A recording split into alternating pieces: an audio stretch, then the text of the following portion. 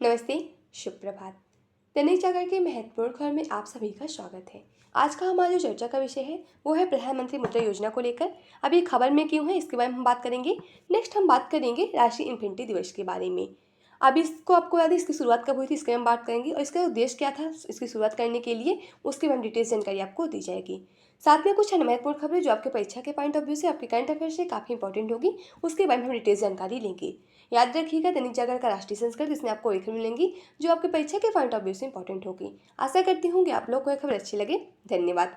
तो आज शुरुआत करते हैं आज की इंपॉर्टेंट खबरों के बारे में। सबसे पहले हम बात करते हैं प्रधानमंत्री मुद्रा योजना के बारे में। इसे आप जीएस पेपर 3 आपका जो इंडियन इकोनॉमिक का सेगमेंट है उसे आप इसको जोड़कर देख सकते हैं। केंद्र सरकार ने प्रधानमंत्री मुद्रा योजना के तहत ऋण सीमा को बढ़ाकर 20 लाख रुपए कर दिया है जो पहले 10 लाख रुपए थी। इसकी घोषणा 2024-25 के केंद्रीय बजट में की गई थी। अब हम बात कर लेते हैं प्रधानमंत्री मुद्रा योजना के बारे में। यह भारत सरकार की एक महत्वपूर्ण पहल है जिसे 2015 में शुरू किया गया था। इसका उद्देश्य सूक्ष्म लघु उद्योगों को किफायती ऋण प्रदान करना ताकि वे अपना व्यवसाय बढ़ा सके और उनको जो आर्थिक रूप से सशक्त बना सके। इस योजना के तहत 3 प्रकार के ऋण दिए जाते हैं, शिशु, किशोर और तरुण। इन तीनों श्रेणियों में ऋण राशि अलग अलग होती है जो उद्यमियों को जरूरतों के आधार पर दी जाती है। यह ऋण मुख्य रूप से प्रोसेसिंग, विनिर्माण, व्यापार और सेवा के क्षेत्रों में दिया जाता है। तो इसे आप लोग ध्यान से देख लीजिएगा।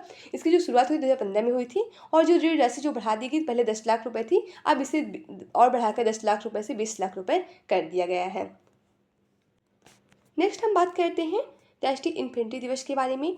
देश की सुरक्षा में पैदल सेना के योगदान पर भारत को गर्व है। प्रधानमंत्री नरेंद्र मोदी का एक स्टेटमेंट है। उन्होंने अपने स्टेटमेंट में कहा है कि उनके जो पैदल सेना है उनके योगदान पर भारत को गर्व रहेगा। उनकी बहादुरी से लाखों लोग प्रेरित उनकी जो बहादुरी लाखों लोगों को प्रेरित करती रहेगी। अब हम बात करते हैं राष्ट्रीय इन्फेंट्री दिवस के बारे में, यानी पैदल सैनिक दिवस, पैदल सेना दिवस के बारे में। 27 अक्टूबर को मनाया था। यह भारतीय सेना की सबसे बड़ी मुद्रा शाखा इन्फेंट्री यानी पैदल सेना के योगदान की मान्यता देने के रूप में इसे हर साल 27 अक्टूबर को मनाया जाता है। इस दिन को मनाने की जो वजह है, पहली है कि यह साल 1947 में इसी दिन भारतीय सेना के पैदल सैनिकों का पहला दस्ता श्रीनगर के हवाई अड्डे पर उतरा था। इस दिन एक सिख रेजिमेंट के जवानों ने ऑपरेशन करके काबुलियाई और पाकिस्तानियों की फौज को खदेड़ दिया था। अब आपको बता दें ये कहानी तब की जब जम्मू कश्मीर भारत पे विलय करने से मना कर दिया था। वहाँ के जो राजा थे, हम आपको बता दें, उन्होंने कहा था ना कि हम भारत में शामिल होंगे और ना ही हम पाकिस्तान में शामिल होंगे। वहाँ के जो राजा थे उस समय तत्कालीन समय पे राजा हरि सिंह थे। बाद में देखेंगे कि इस तरह उनको स्वतंत्र रहने की बात उन्होंने विलय पत्र भारत के शामिल नहीं किया। देखेंगे उधर साइड से पाकिस्तान की सेना ने, उनकी कबायली सेना ने देखेंगे कि श्रीनगर पर हमला कर दिया। तब वहाँ के जो राजा थे राजा हरि सिंह, उन्होंने भारत से मदद मांगी। तो भारत ने कहा पहले आप विलय पत्र में साइन करिए तब हम आपकी मदद करेंगे। उसके बाद जब उन्होंने विलय पत्र साइन किया तब उन्होंने देखेंगे कि पहली बार 1947 में इसी दिन के भारतीय सेना के पैदल सैनिकों का पहला दस्ता श्रीनगर के हवाई अड्डे पर उतरा था। अब हम बात करते हैं आज की कुछ महत्वपूर्ण खबरों के बारे में। अब देखेंगे कि अभी हाल ही में एक विश्व न्याय परियोजना के रूल ऑफ लॉ के सूचकांक में भारत को जो स्थान मिला है वो देखेंगे कि 89वां स्थान मिला है।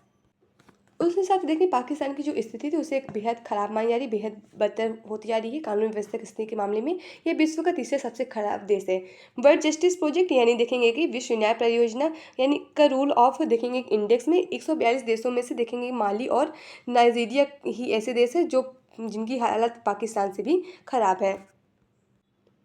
और हम अगर बात कर लें सबसे पहले स्थान पे किसका स्थान है, तो डेनमार्क का पहला स्थान है। उसके बाद नॉर्वे, फिनलैंड, स्वीडन, जर्मनी का स्थान है। रिपोर्ट के विभिन्न कारकों का मूल्यांकन, विभिन्न कारकों के हिसाब से मूल्यांकन, इसमें सरकारी शक्तियाँ, प्रबाधाएँ, भ्रष्टाचार की अनुपस्थिति, मौलिक अधिकार व्यवस्था व सुरक्षा, नियामक परिवर्तन आदि शामिल होते हैं। रिपोर्ट न केवल बिगड़ती कानून व्यवस्था को दर्शाती है बल्कि उस सरकार पर भरोसे के टूटने को भी दर्शाती है जिससे जिसमें काम देश की अखंडता को बनाए रखना है। देखने की पाकिस्तान की स्थिति काफ़ी से बदतर होती जा रही है। हम अगर बात करें भारत में रूल ऑफ लॉ भारतीय किस आर्टिकल में दी है, तो आपको बता दें कि भारतीय संविधान के आर्टिकल 14 में रूल ऑफ लॉ की बात कही गई है। नेक्स्ट खबर हमारी देखें सीजीआई जो हमारे हैं देखेंगे जो प्रधान न्यायाधीश हैं डीवाई चंद्रचूड़ ने, उनका एक स्टेटमेंट है कि उन्होंने कहा है कि सुप्रीम कोर्ट और हाई कोर्ट्स की जजों की नियुक्ति से जुड़ी जो देखेंगे कॉलेजियम जो प्रणाली को लेकर हर संस्थान में सुधार किया जा सकता है, पर इसमें यह निष्कर्ष नहीं निकाला जा सकता है कि उसके अंदर बुनियादी तौर पर कुछ गड़बड़ी है।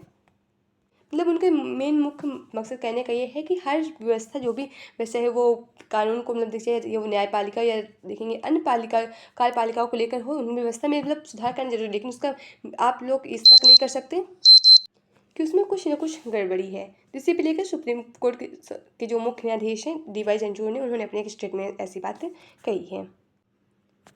नेक्स्ट खबर हमारी ये है कि देखेंगे जो अभी कुछ दिन पहले देखेंगे ब्रिक्स सम्मेलन पुतिन देखेंगे कि प्रधानमंत्री नरेंद्र मोदी गए थे रूस के कयान शहर पे। वहीं देखेंगे मोदी ने ब्रिक्स सम्मेलन में पुतिन को भेंट की झारखंड की कलाकृति।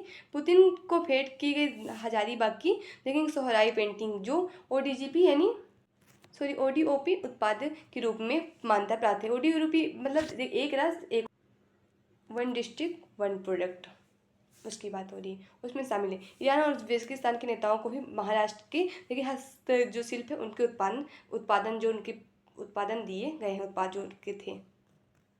अगर हम थोड़ा सा ब्रिक्स के बारे में बात करें तो ब्रिक्स मूल रूप से ब्राज़ील, रूस, भारत, चीन और दक्षिण अफ्रीका से मिलकर बना एक देखेंगे कि समूह है। अब इसका जो विस्तार है वो काफ़ी ज़्यादा बड़ा है। इसमें देखेंगे मिस्र, इथोपिया, ईरान और सऊदी अरब अमीरात भी शामिल हो गए हैं। यह समूह वैश्विक अर्थव्यवस्था का देखेंगे 37% प्रतिनिधित्व करता है। आज की अंतिम और हमारी जो नेक्स्ट खबर है देखेंगे कि ये भारतीय खेल से जुड़ी हुई है। देखेंगे जो भारतीय महिला हॉकी खिलाड़ी रानी रामपाल ने संन्यास ले लिया है। रानी रामपाल यह हॉकी की खिलाड़ी हैं जिन्होंने संन्यास ले लिया है। इन्हें देखेंगे कि हॉकी की रानी भी कहा जाता है और ये देखेंगे हरियाणा की रहने वाली है। भारतीय हॉकी टीम में हॉकी जर्सी इनकी जो जर्सी नंबर 28 थी उसको भी मतलब रिटायर करने की बात कही गई है भारतीय टीम के द्वारा। मतलब भारतीय हॉकी टीम के द्वारा मतलब इसका कोई दूसरा उपयोग इसको नहीं करेगा। इनके नाम से एक देखेंगे स्टेडियम भी है रायबरेली UP में। इन्होंने अपने देखेंगे करियर में 120 गोल किए हैं। सबसे इम्पोर्टेंट बात इनमें यह है कि जो खेल के क्षेत्र में सबसे बड़ा जो हाईएस्ट अवार्ड होता है मेजर ध्यानचंद रत्न पुरस्कार इन्हें इससे सम्मानित किया गया है। तो आज की खबर साफ होती है। आशा करती हूँ कि आप लोग को यह खबर अच्छी लगी। अगर खबर अच्छी तो चैनल को लाइक से सब्सक्राइब जरूर करें। अगर आप लोग के पास कोई सुझाव है तो भी आप लोग साझा कर सकते हैं। धन्यवाद।